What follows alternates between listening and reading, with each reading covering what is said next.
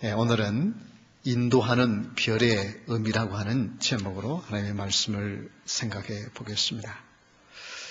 동방에서 먼 곳에서부터 이 박사들이 모든 것을 다 제쳐놓고 이곳에 왔다고 했습니다. 무엇을 따라서? 별을 따라서. 과연 이 별은 어떤 별이길래 그들이 모든 것을 다 포기하고 이 별을 따라 나설 수 있었을까? 그런데 그 별을 따라오던 박사들이 왜 별을 보지 못하고 예루살렘에 가서 유대인의 왕으로 나신 분이 어디 계십니까? 라고 그렇게 질문을 했을까? 왜 그런 오던 별이 안 보였을까? 그리고 이제 이 별은 오늘 우리에게 어떤 의미가 있는가? 이런 별에 대한 것들을 하나님의 말씀을 통해서 살펴보기를 원합니다. 먼저 인도하는 별의 의미는 박사들 앞에서 인도했다고 했습니다. 우리 9절 말씀을 한번 보십시오. 9절에 보면 박사들이 왕의 말을 듣고 갈새 동방에서 보던 그 별이 문득 앞서 인도하여 가다가, 여기 앞서 인도해 갔다. 이것은 이 별은 성도들 앞서서 인도하는 별이라는 것입니다. 여러분, 왜 그런데 앞서서 인도하던 별이 안 보였을까? 성경은 정확하게 거기에 대한 기록을 하고 있지 않습니다. 근데 말씀을 준비하면서 묵상하는 가운데 그런 생각을 주시더라고요. 왜 안 보인 이유가 뭘까? 그들은 먼 곳에서는 그 별을 보고 잘 따라왔어요. 그런데 어떻게 해요? 이 이스라엘 땅에 와서는 그들은 어디로 갔어요? 예루살렘으로 갔습니다. 왜? 유대인의 왕으로 나신 분이면 당연히 유대의 수대인, 그리고 예루살렘 성전이 있는 그 역사와 전통이 있는 자랑스러운 예루살렘에 태어나지 않겠느냐. 그들의 생각을 가지고 예루살렘으로 가니까 그때부터 별이 보이지 않는 거예요. 별의 인도함을 못 받는 거예요. 별은 앞서서 가는 것이고 그 별이 인도하는 곳으로 가지 아니하면 이렇게 엉뚱한 곳을 가게 되었습니다. 인간의 생각이 앞서면 별의 인도를 받지를 못하는 거예요. 왜? 분명히 유대인의 왕으로 나신다고 한다면 이는 예루살렘에서 나셨을 것이다. 그렇게 해서 별의 인도를 따르지 않냐고 자기들 판단에 의해서 가니까 그때부터 별은 보이지 않는 거예요. 그러다가 어떻습니까? 이제 대제사장들과 서기관들이 베들레헴 땅에 그리스도가 탄생했다고 하는 소식을 듣고 나오니까 어떻게 해요? 그때부터 다시 그 별이 그들을 인도했다고 말씀하고 있습니다. 그렇습니다. 별은 앞서서 인도합니다. 그 별을 따라갈 때에 예수님을 경배할 수가 있습니다. 자기의 생각으로 갔을 때에는 어떻습니까? 예루살렘으로 갔습니다. 껍데기뿐인 교회, 거짓 교회로 갈 수밖에 없었습니다. 그러나 별의 인도를 따라서 갔을 때에 예수님이 계신 곳에 갔고 그들은 예배를 드릴 수가 있었습니다. 인도하는 별의 의미는 성도들의 앞서서 인도하는 것입니다. 자, 그러면 이 별이 무엇인가? 이것을 성경을 한번 찾아봐야 되겠습니다. 다니엘서 12장 3절에 보면 이런 말씀이 있습니다. 우리 한번 다 같이 함께 읽을까요? 지혜 있는 자는 궁창에 빛과 같이 빛날 것이요 많은 사람을 옳은 대로 돌아오게 하는 자는 별과 같이 영원토록 빛나리라. 이 다니엘서 12장에 보면은 많은 사람들을 의로운 길로 돌아오게 하는 그 사람은 무엇과 같이 빛난다고요? 별과 같이 빛난다고 그랬습니다. 그러면 이 별이 누구냐? 많은 사람들을 그리스도께로 인도하는 사람을 별이에요. 그래서 신약에는 좀 더 구체적으로 이야기하고 있습니다. 계시록 1장 20절에 보면 우리 역시 중요한 말씀입니다. 다 같이 한번 함께 읽을까요? 내가 본 것을 내 오른손에 7별의 비밀과 또 7금 촛대라. 7별은 7교회의 사자요 7촛대는 7교회니라. 여기 보면 7별은 뭐라고 그랬습니까? 7별은 7교회의 무엇이라고요? 사자. 사자는 하나님이 보냈다는 것입니다. 교회의 사자들을, 교회의 주의 종들을 별이라고 성경은 표현을 합니다. 왜? 성도들을 그리스도께로 인도하는 직분을 맡은 자이기 때문에. 교회의 사자들은 자기의 영광을 드러내고 자기의 이름을 높이는 것이 아니라 예수 그리스도께로 인도하는 사명이 있고 그 일을 감당할 때에 합당한 종인 줄 믿습니다. 오직 거기에만 예수 그리스도에게 인도하는 이 사명만이 목사에게는 있습니다. 이것이 주의 사자에게 있어요. 자기에게로 인도하고 자기가 영광을 받고 자기를 높이려고 한다면 그것은 거짓 종입니다. 그는 거짓 사자예요. 그러나 그리스도에게로 인도하는 자를 하나님은 어떻게 해요? 교회의 별이라 그렇게 표현을 합니다. 그래서 예수님께로 영접하는 자를 예수께로 가도록 이끄는 자를 그토록 귀중하게 여깁니다. 그래서 우리 주님이 마태복음 10장에 보면 여기에 대한 제자들을 파송하면서 이런 말씀을 하십니다. 마태복음 10장 40절에 보면 너희를 영접하는 자는 나를 영접하는 것이요 나를 영접하는 자는 나를 보내신 이를 영접하는 것이니라. 이 제자들을 보내면서 너희들을 영접하는 것은 나를 영접하는 것이고 그리고 나를 영접한다는 것은 하늘에 계신 하나님을 영접하는 것이다. 그래서 만약에 너희들이 동네에 가가지고 너희들을 영접하지 아니하면은 어떻게 했어요? 그 동네 발에 먼지까지 다 털어버리고 나오라고 그랬습니다. 그만큼 이게 하나님의 말씀을 전하는 종에 대한 하나님의 그 관심이 이렇게 큽니다. 왜 그러냐? 그 종이 무슨 대단하고 능력이 있는 것이 아니라 누구에게로요? 예수 그리스도에게로 인도하는 책임이 있기 때문에. 별은 하늘에 속했습니다. 하늘에 속해서 하늘의 빛을 비춰주는 것입니다. 그러나 땅의 대제사장들과 서기관들은 어떻게 했어요? 하늘의 별로 세웠는데 땅의 영광을 바라보니까 하나님의 인도함을 받지 못하고 어떻게 해요?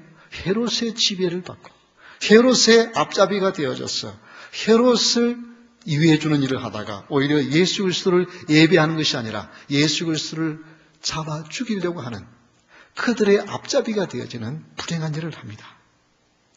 목회자는 하나님을 나타내기 위해서 앞서가는 자입니다. 이것이 목사의 귀중한 사명인데 이 앞을 보기 위해서는 하나님을 바라보아야만 그 일이 가능합니다. 여러분 그 주보의 그 칼럼들을 좀 읽어보십니까? 이 칼럼을 어떨 때는 뭐 한두 시간 만에 그냥 뚝딱 쓸 때가 있어요. 그러나 지금 지난주하고 이번 주는 설교 한 편을 준비하는 것만큼 적어도 10시간 이상 이 준비를 해서 쓴 글입니다. 제가 왜 그렇게 하느냐 하면 지금 이 덴버에도 이렇게 목사님이 책을 내가지고 이제 이 베리칩에 대해서 책을 내면서 이렇게 하는데요. 사실은 그분은 1992년 10월 28일 예수님이 재림하신다고 그렇게 무리를 일으켰던 그런 시한부 종말론에 앞장섰던 분입니다. 그러나 거기에 최고의 앞장섰던 이장님 씨는 그래도 이건 잘못했다고 사과를 했습니다. 그런데 이분은 사과도 않고 그냥 얼렁뚱땅 그때 교역자에 와가지고 분명히 말했습니다. 만약에 그때 예수님이 안 오면 자기는 책임지고 목회를 그만두겠다. 그렇게 했는데 버젓이 지금 목회를 하고 있으면서 또 책을 냈는데요. 그래서 제가 이 베리칩에 대해서 과연 베리칩이 뭔가에 대한 관심을 가지고 또 다시 한번 찾아보았습니다. 무려 이 오바마 건강개혁법이 2000페이지에 달합니다. 법안 HR 4872호 그 2000페이지에 달한 것 중에서 그 중에 이 베리칩에 관계되는 것을 다 찾아서 제가 한번 다 읽어보았습니다. 이거 보면 지금 베리칩이 이제 이것을 맞으면 짐승의 표를 받은 것이라고 말하는 분들은 뭘 이야기하냐면 이거 맞으면 지금 인공위성에서 사람들을 다 조종할 수 있고 또 그리고 생체 칩이 되기 때문에 사람의 생각까지도 바꿀 수 있다. 그래서 그것 맞으면은 지옥 간다. 회개할 기회가 없다. 그렇게 이야기하면서 강력하게 그것 못하도록 합니다. 그러나 실제로는 그것은 단지 이제 이 사람의 병력, 그 다음에 이 사람이 어떤 병을 앓았는지, 어떤 약을 투여하고 있는지, 그리고 소셜 시큐리티의 번호로 되어 있어서 이 사람에 대한 정보들입니다. 그것을 멀리서 쓰는 게 아니고 기껏해야 몇몇 타만 떨어지면은 그것을 스캔할 수 없는 그런 시그널이 아주 작은 것이 들어 있습니다. 그러나 중요한 것은 오바마 대통령의 그 법안에 보면은 이 법안이 통과되고 나면 36개월 이내에, 36개월 이전까지 이걸 다 투입하도록 그렇게 해놨습니다. 물론 그것은 메디케어나 메디케이드를 받는 사람에 한해서지만은 그렇게 다 하도록 되어 있습니다.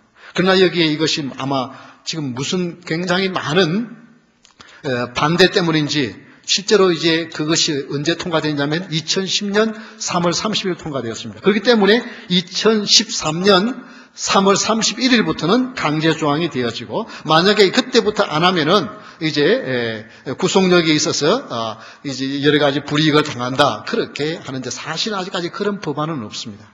그런 법안은 없지만은 그러나 문제가 되는 것은 뭐예요? 그 주입하는 장소가 성경에 예언하고 있는 요한계시록에 예언하고 있는 이마와 팔입니다. 그리고 거기에는 무엇입니까? 앞으로 지금 이것이 베리치브의 666의 짐승의 표는 아직까지는 아니지만 거기에 가는 문턱에 있는 것은 사실입니다. 만약에 여기서 더 나아가서 이것을 맞지 아니하면 이것을 하지 아니하면 뭐 치료를 거부를 한다든지 여러 가지 불이익을 당하도록 그렇게 강제성을 띠고 여기에 삽입을 한다고 한다면 이제 거의 짐승의 표에 가까이 와 있습니다. 그렇기 때문에 아직까지는 그렇지 않기 때문에 경계해야 될 그런 상황이 있습니다만은 그러나 여기까지 와 있습니다. 제가 왜 이런 말씀을 드리냐면 목회자는 앞을 내다볼 수 있어야 합니다. 성도들을 어떻게 인도하는지에 대하여 생각하고 성도들이 그리스도께로 이끄는 사명이 있어야 하기 때문에 이런 것들을 놓고 기도하면서 하나님 이런 일들을 통해서 과연 우리 성도들을 어디로 이끌어야 할까요? 이것을 생각합니다. 그래서 별은 뒤에 가는 것이 아니라 앞서 가는 것입니다. 그래서 이 글에 대한 다른 불이 쓴 것을 읽어보면서 그런 예를 하나 들어놓았더라고요. 서양의 목동들은 뒤에서 쫓는 거예요. 말을 타고 그냥 소고 양이고 그냥 막 뒤에서 쫓아 몰아가지고 어디로 가게 하는데 동양의 목자는 앞서가면서 뒤로 따라오게 합니다. 어디로 가도록 하는 게 아니고 앞서가. 이게 바로 동양의 목자가 성경에서 말하는 목자예요. 성도들 보고 가라고만 말하는 것이 아니라 목사가 성도들 앞서서 그 모습을 이것이 하나님이 교회에 종들을 세워서 하나님의 7 별이라고 표현을 하는 의미가 크기에 있습니다. 별은 앞을 비추어주고 앞을 인도해가는 사명이 있습니다. 이것은 예수 그리스도께 집중되어 있지 아니하면 그 일은 감당해낼 수가 없습니다. 그리고 두 번째, 인도하는 별의 의미는 악이 있는 곳에 머물러 섬이라고 했습니다.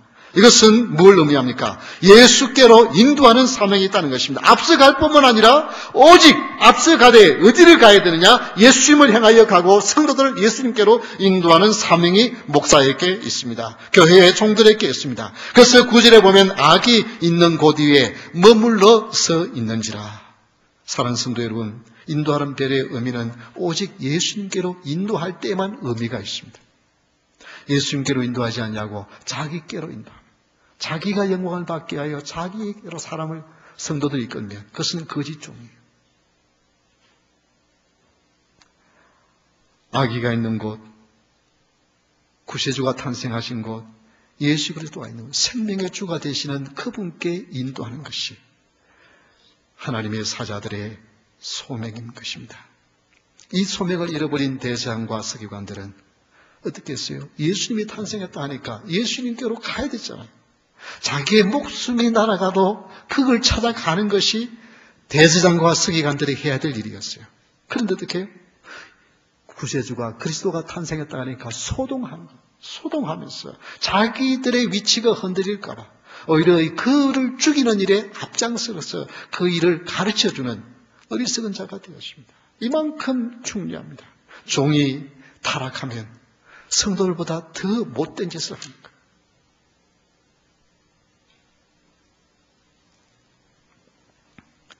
빛이 비치는 곳은 예수 그리스도를 행하야만 합니다. 빛이 난다고 해서 자기 이름을 높이면 그것은 거짓종입니다. 자기를 높이는 것이 아니라 주님을 나타내야 합니다. 예수님의 탄생하신 것을 알고도 대성과 서기관들은 그곳에 예루살렘에 머물면서 거짓교회에 머물면서 예수님께 예비하러 가지 않았습니다.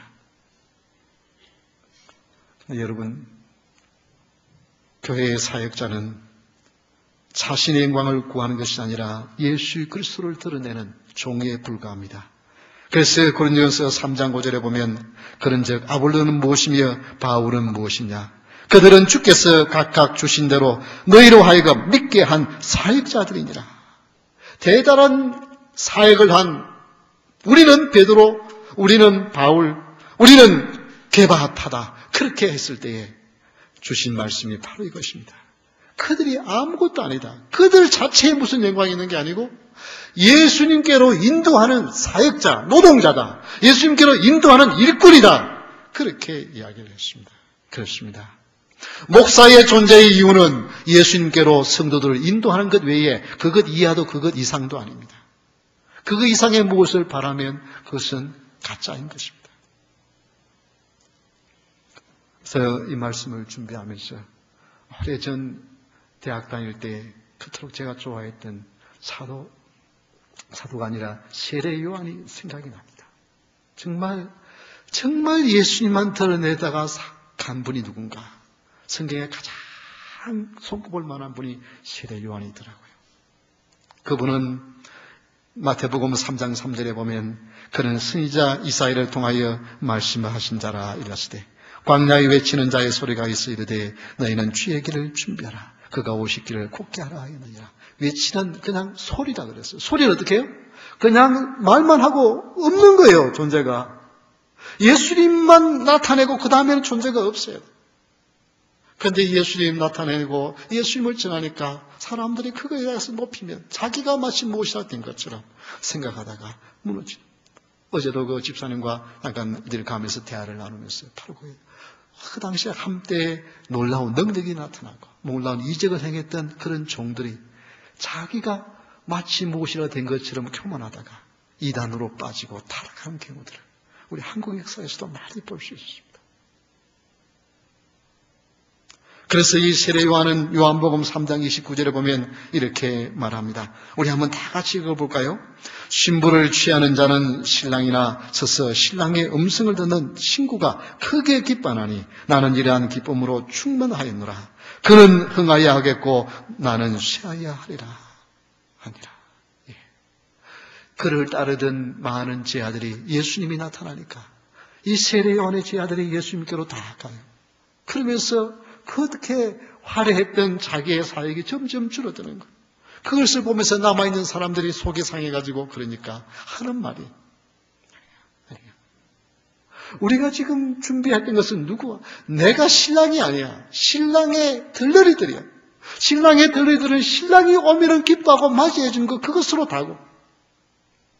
그리고 그분이 영광을 받고 그분은 흥하여지고 나는 쇠하여져. 나는 망해야 되는 거야.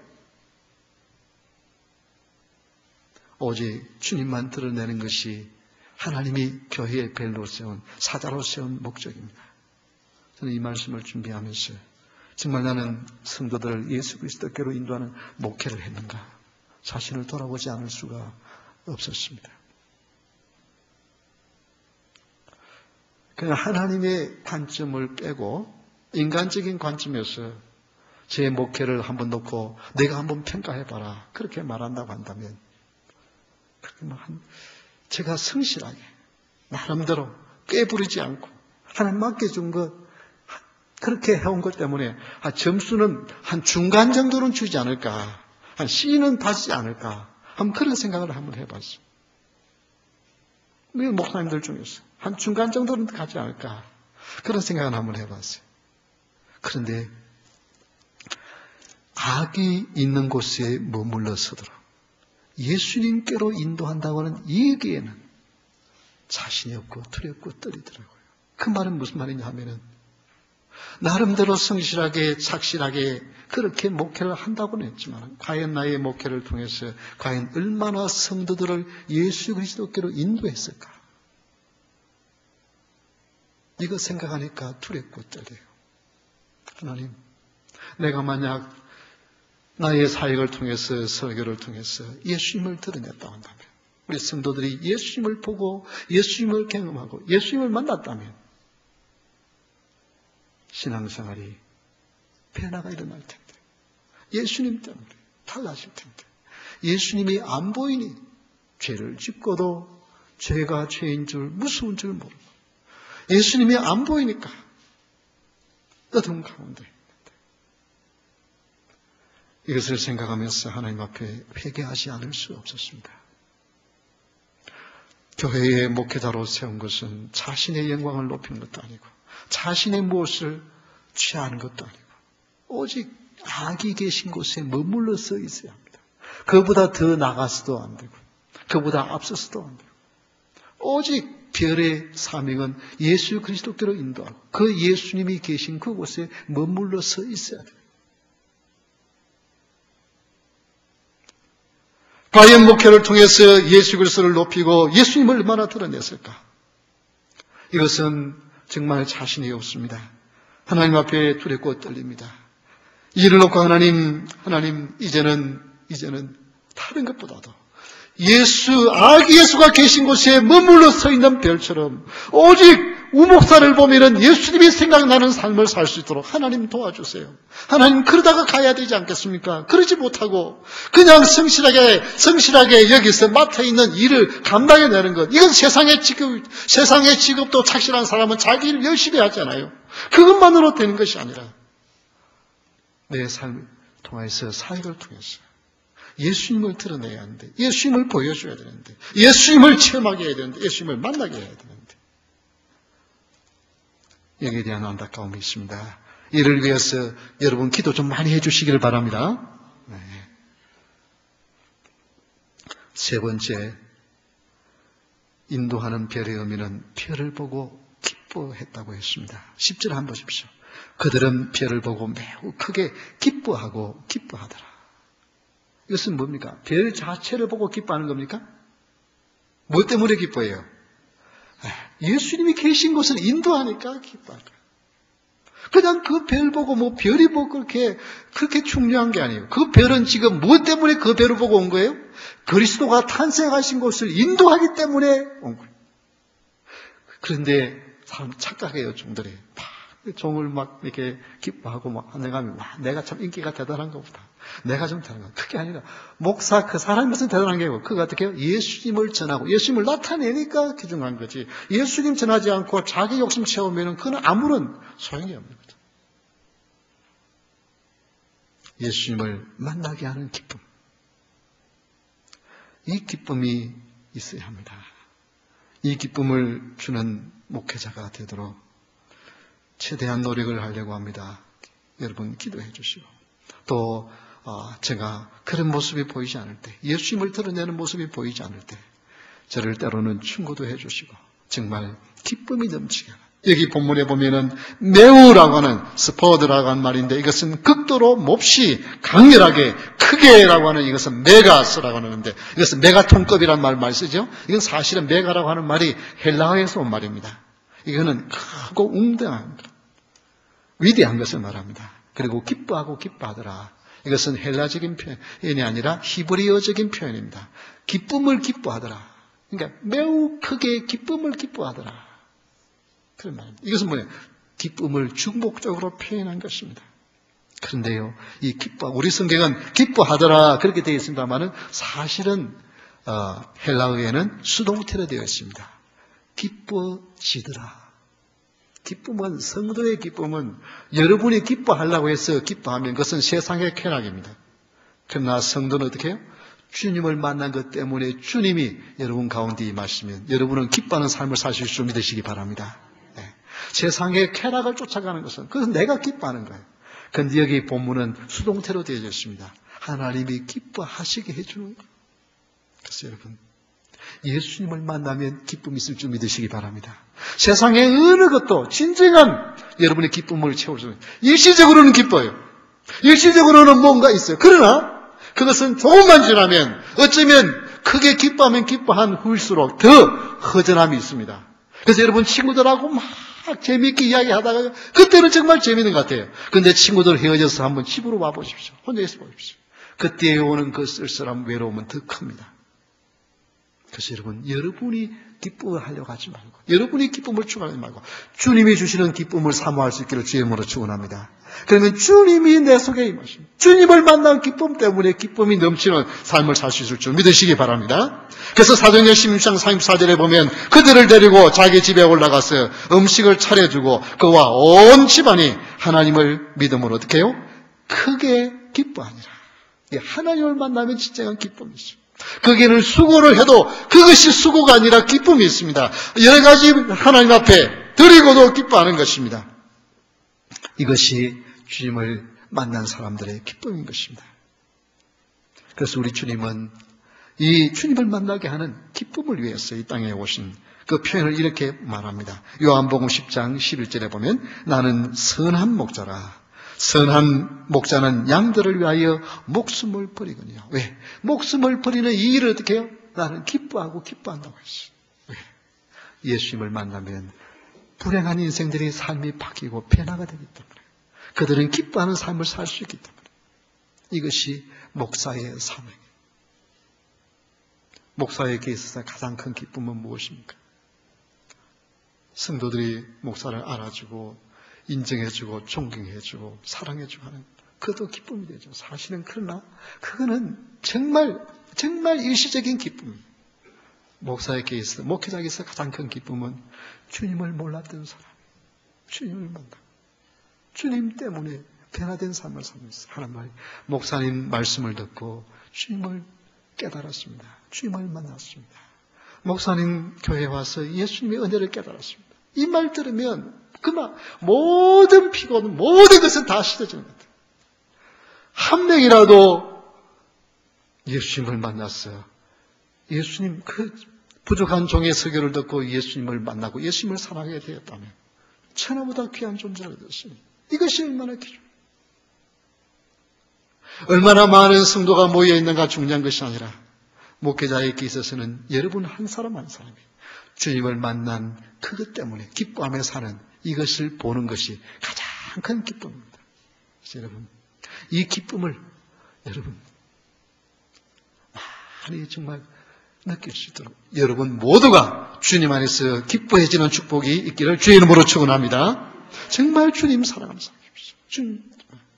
주님 안에 진정한 기쁨이 있습니다. 이들을 한번 보십시오. 그 모든 직장 다 버려두고 정말 귀한 거 다 가지고 예수님께 와서 그 예수님을 인도하는 그 별을 보고는 기뻐하고 기뻐했습니다. 별이 기쁜 게 아니라 그 별이 누구의 길로 인도하기 때문에요?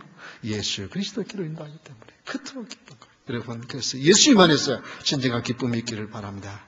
희망의 별이라고 하는 기독교 영화가 2010년 한국에서 개봉이 되었습니다. 거기에 보니까 이쾌질의 템바라고 하는 부제가 붙어 있더라고요. 나는 이게 뭔가 했더만은 사우스 아프리카의 그 토속 언어인데요. 거기에 이거 말이 희망의 별이라고 하는 뜻이에요. 이것은 누구를 이제 조명한 영화냐 하면은 그 홍명보, 김주성 등 유명한 국가 선수들을 길러낸 유명한 축구 감독인 임홍세 감독의 그 선교기를 기록한 그런 그 영화입니다.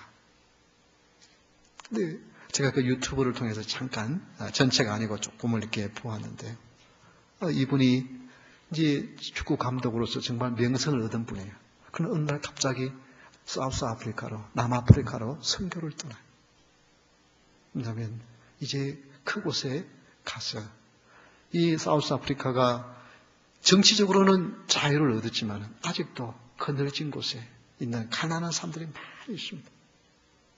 주로 흑인들을 중심으로. 근데 그들이 부모들이 에이즈로 죽고 없는 고아들이 많고 또 살아있는 자기들도 부모들로부터 에이즈 피를 이렇게 받아가지고 에이즈에 걸려있는 아이들이 있는 거예요. 그러니까 뭐 이건 잘 먹지도 못하죠. 그리고 꿈도 없어요. 언제 죽을지 모르는 꿈도 없는 어린 아이들. 이들을 찾아가서 축구를 가르쳐 줍니다. 축구를 가르쳐 주면서 그들에게 꿈을 심고 그리고 예수 그리스도를 소개하죠. 그러니까 예수님을 만나고 그들이 꿈이 생기고 그들이 축구를 하면서 건강해지면서 아이들 그들을 중심으로 축구단을 구성했더라고요. 그러면서 그들에게 그래서 이름이 희망의 별이에요. 여러분 새벽별 대신 예수 그리스도 그분의 빛이 비치면 우리도 별이 될 수 있을 줄 믿으시기 바랍니다. 여기에 있는 목회자만 별이 아니라 여러분도 많은 사람들에게 그리스도의 빛을 비출 수 있는 별이 될 수 있는 줄 믿으시기를 바랍니다. 임홍세 감독 이분은 얼마든지 그냥 나라에서 안정되게 살 수 있는 분이에요. 유명한 신수를 길러낸 유명한 감독이에요. 그럼에도 불구하고 저 꿈이 없는 에이즈로 죽어가는 저 남아프리카 공화국에 있는 그 어린아이들에게 복음을 전하고 저에게 꿈을 심어주기 위해서 그들과 같이 뒹굴면서 그들에게 축구를 가르치며 복음을 전하여 그들이 주께로 돌아옵니다. 우리 주님이 얼마나 그를 기뻐하시겠습니까? 사랑하는 성도 여러분, 우리가 얼마나 하나님 앞에 빌람 벨로 살 수 있는가는 여러분이 얼마나 많은 돈을 모았느냐, 여러분이 얼마나 세상에서 권세와 능력을 가졌느냐, 그것이 중요한 것이 아니에요. 오직 그리스도께로 인도하는 자, 그들이 하늘의 별과 같이 빛나게 될 줄 믿으시기 바랍니다. 예수 그리스도는 희망이 없는 이 땅에 희망의 빛을 주시기 위해서 희망의 별로 오셨습니다. 하나님은 여러분을 통해서 이 땅에 희망이 없는 이곳에 복음을 전하고 그리스도의 사랑을 전하라고 그저 예수 믿으십시오라고 하는 말만 아니라 여러분의 삶을 통하여 여러분의 헌신과 수고를 통하여 복음을 전하는 여러분 될 수 있기를 주 이름으로 축원합니다. 우리는 정말 너무나도 끔찍한 일을 당했습니다. 오바마 대통령이 말을 하면서 눈물을 흘릴 정도로 어린아이들이 20명, 총 28명의 목숨을 근데 누구부터 제일 먼저 죽였어요? 자기 어머니부터 죽였어요. 여러분, 이 끔찍한 이런 세상, 정말 그들이 주님의 사랑을 깨달았다면, 정말 세상의 별이 되신 주님을 만났다면 이런 일들이 일어날까요? 여러분, 우리 주위에는 너무나도 흑암 가운데 있는 자들, 보기에는 버젓하게 사는 그 동네가 정말 안정된 사람들, 백인들, 정말 그런 사람들이 중류층에 사는 동네. 그러나 그곳에 복음이 들어가지 아니하니까, 주님을 모르니까 분노 가운데 어머니도 죽이고 그 선생들도 죽이고 아이들도 죽여버리고 끔찍함이 있잖아요. 여러분, 여기에 사는 성도 여러분, 하나님 앞에 가장 값진 것은 여러분이 빛을 비추어 줬어요. 예수님께로 인도한다고 한다면 그 삶이 가장 값진 삶이 될 줄 믿으시기 바랍니다. 얼마나 여러분 세상에 무엇을 했느냐, 그것 가지고는 하나님 앞에 아무런 의미가 없습니다. 하늘의 별로 여러분을 비추어 여러분이 예수님께로 인도하는 별이 된다고 한다면 하나님은 여러분을 가장 값진 존재로 인정해 줄 줄 믿으시기 바랍니다. 그래서 예수님을 만나는 기쁨을 주는 자가 저와 여러분 될 수 있기를 주 이름으로 축원합니다. 우리 다 같이 일어서서 찬양하겠습니다.